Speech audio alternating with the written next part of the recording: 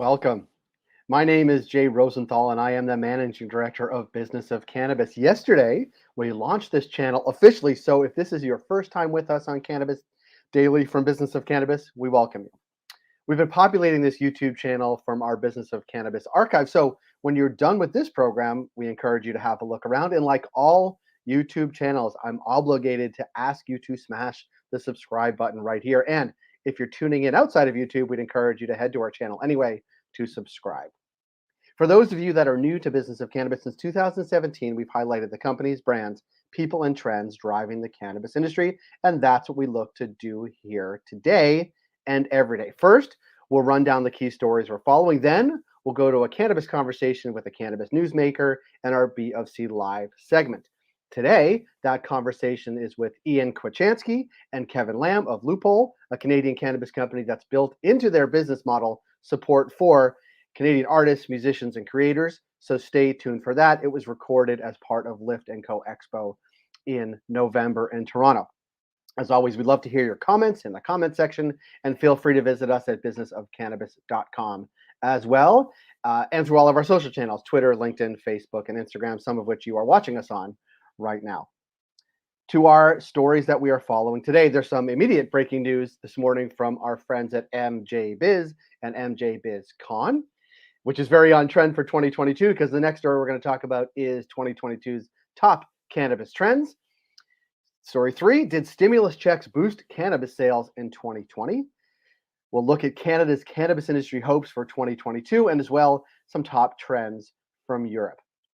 This morning it was announced that Emerald X, a wholly owned subsidiary of Emerald, which is a large events and media company in a variety of sectors, acquired MJ Biz, including their conference, for a cool $120 million. We continue to watch how this affects, impacts, benefits the cannabis sector, so stay tuned, and we hope to see you in Vegas later this year.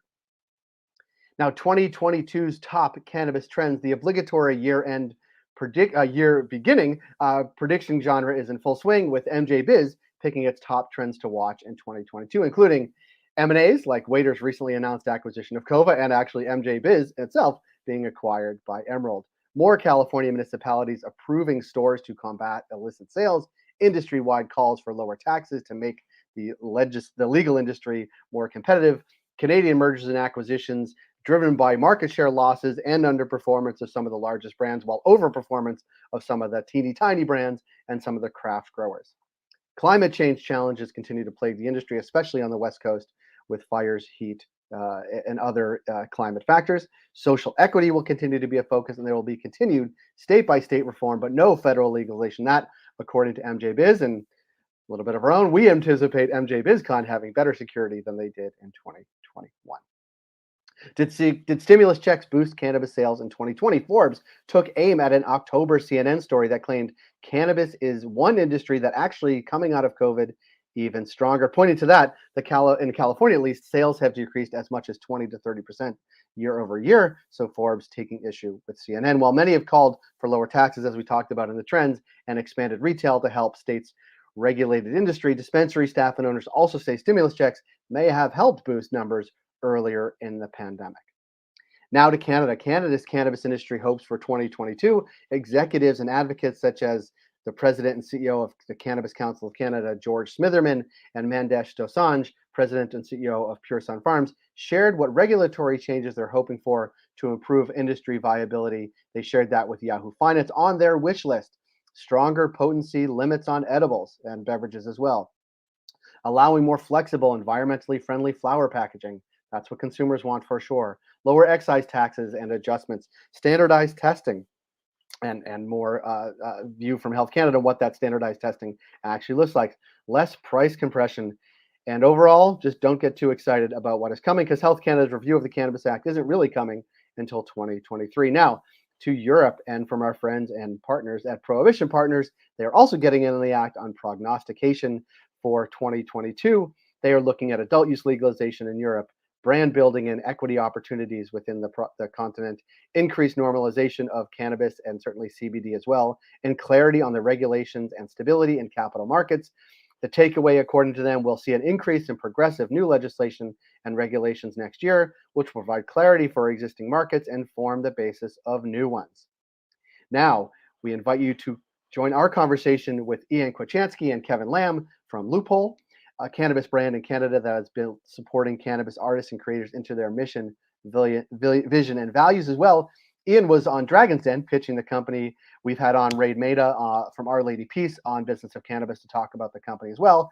And now Kevin Lambda has joined their team. He is formerly with the Ontario Cannabis Store. So without further ado, this is Ian and Kevin and I connecting at the Lift & Co Expo in November in Toronto.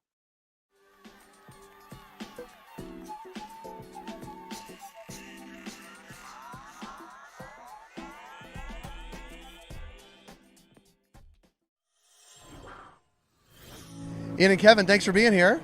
Thank you for having us. I'm excited to have you because we're going to talk about Loophole. Love it. See, I did it right this time. Love that. Give us the quick and dirty on Loophole, and then we'll get into it. Loophole is a artist co-owned cannabis brand that'll be launching in Ontario this January. The unique thing about us is we are co-owned by a collective of 7 major artists. So Our Lady Peace, Blue Rodeo, Stars, Felix Cartel, Kaiza, Division, and Roy Woods. So I like how you did that. That was very good. You gotta have, and it's all the genres as well too. You have rock, country, alternative, EDM, pop, rap, and hip hop. Rap and R&B.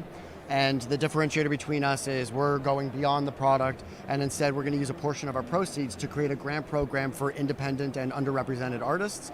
So at the store, we're the first brand you can differentiate in 2 words, which is support creators. Yeah. Well, should we just end the interview there? That's it. Thank you. Mic drop. Thank you so much. Just kidding, but thank you. That's a very good overview, and I know you're practiced in it because you're on Dragon's Den, so people know you from that, and that was a very good pitch. Most of it. No, well, yeah, that's true, most of it. But also I got to, because of Loophole, I got to talk to Raid Maida, which was cool too. So I feel a little bit cooler by association that I actually That's why I started the whole company, by the way. So you get to talk to Raid Maida? Absolutely. That'll do. So we're obviously standing here with Kevin. Yeah. And Kevin is your new hire, I guess we could say. Kevin, talk about where you came from. You're now the Chief Commercial Officer of Loophole. Shit. But talk about where you came from because obviously it'll plant the seeds. Yeah, absolutely. No, I'm glad to be here. Glad to partner with Ian and get this company up and running and commercializing. So yeah, it's been exciting. Obviously, my background at the OCS has been useful and helpful to be able to navigate the waters with the boards as well. So we're starting in Ontario. We're going to go over to Alberta, BC, Saskatchewan. Sky's the limit on that, but being able to commercialize and get something listed within the boards, that's something I'm able to help out. And now, then the next evolution is to start selling the product to consumers, to licensed retailers. So super excited about that. It is exciting, and because you work at the Ontario Cannabis Store, it is challenging for brands to differentiate themselves, not only in this environment, but all brands are new-ish now, or still. And how to differentiate is critically important, which is why the company has a unique thing that they offer, of course, to consumers and to boards. But I think the real nugget is that having bud tenders be able to say something is the juiciest. There's a coolness factor. So I'll tell you, even whether at board level or right now, stores and the consumers are always asking for 2 things. What's the highest THC? Right. What's new? Right. We fit the new and coolness factor, so we got something to talk about. People are excited about the product and they want to try it. They want to continue to buy it. So we've got that locked and loaded. Yeah, it is very, very compelling. And Ian, talk a little bit about sort of when you conceived the company. What were you thinking the landscape was going to look like? Because the landscape shifts so dramatically.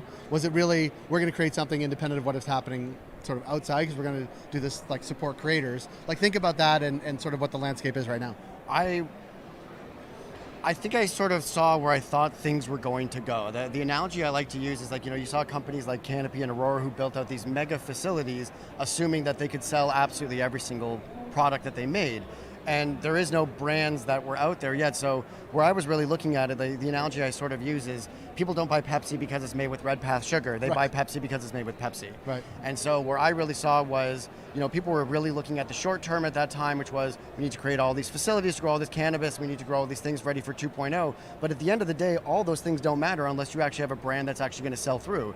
And when I started reading C45 and saw those regs and saw how unbelievably restrictive they were going to be, we need something different. And when different. You need to do something different, and as well within our regulations, it's very, very difficult, but I think there's a huge opportunity to build a brand by being social forward. And I thought that was a really, really cool opportunity, and to create something of substance over celebrity, which I felt was being overemphasized. And coming from my background in music, that's not a long-term viable business. That doesn't speak to the hearts of consumers. Right. And it is this authenticity that I think we've seen celebrity brands, for sure. We've even seen music-led celebrity brands. Many of them. But it's really a one-way street, not a two-way street, and not a sort of way to grow the pie, I guess is my point. Like, yes, of course, artists are getting paid to rep brands. That's happened forever. Yep. Relatively unsuccessfully, I think, in cannabis. But it is this idea that these people are bought in and authentically engaged and Canadian. Like that, all those things seem to be a nice mix. By design, it was like created like that because the challenges that some of the other ones were doing, they were selling on a brand of celebrity over substance that very, very, very, very, very few companies that will ever resonate with, first and foremost. So as a long-term strategy, that's not the right approach to be able to do it. And from our end, what I really drew a lot of inspiration from was two different companies. One was Beats by Dre. Yeah. They became huge because they didn't fragment out the market to go a Drake headphone, a LeBron headphone, a Kylie headphone. They united all these different groups under one banner, and that's how you really achieve mass appeal. And then you also look at a company like Red Bull. Red Bull never sold a can of their product by going like, Red Bull tastes like Crush Pills and baby aspirin. They did it by organically integrating into lifestyle and culture. And I've always been a big believer of enable the creators and the loyalty will come. And I wasn't seeing that happening. And I saw that opportunity, and where I think I saw this industry going in a few years' time, and where it will continue to go. Yeah. And Kevin, thinking about that, because you've seen the full landscape, and not only things that are on the shelves that we all see, but probably lots of things that we don't see that just don't make it.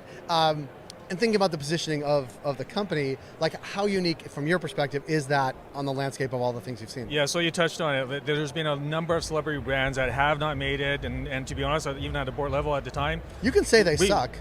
Well, okay, I won't say that, but it was a difficult hill to climb. So, obviously a little bit concerning on how do we differentiate. But truly, to Ian's point, these are artist owners. They're part of the company. They're not just somebody licensing a name and trying to be out there. That's fundamentally different. Yeah. The other part of it is that we have the ability to create and select strains that really resonate with the consumer, with the artist as well. So down the road, there's a lot of collaborations that we can do, think about, and I think that's really super exciting. And again, back to answering the question of what's new, we're nimble enough to be able to make that change and adjustment and say, hey, let's pick something short term, like an in and out SKU or something, to keep that always fresh and exciting for licensed retailers, but also for consumers. I love it. I appreciate you guys taking time. It's been nice to get to know you and your previous role, but nice to see you here. And thanks for stopping by. Great, thank you. Thank you for joining us here today. Thank you, Ian and Kevin, for stopping by the booth at Lyft. Those are the stories, and that is the conversation we're talking about today. Join 10,000 others and catch all these stories and more in your inbox every day at 7 a.m. in our Cannabis Daily newsletter. Again, that was episode 2 of Cannabis Daily, so we're working out the kinks. We hope you'll stay with us. Thank you for joining us here on YouTube. Thank you for joining us wherever you saw this. We invite you to subscribe to our YouTube channel by clicking subscribe on the button below. If you're joining us not on YouTube, we'd still encourage you to subscribe on YouTube, and that link should be in the title at bofc.me/YouTube. We will see you all on Wednesday.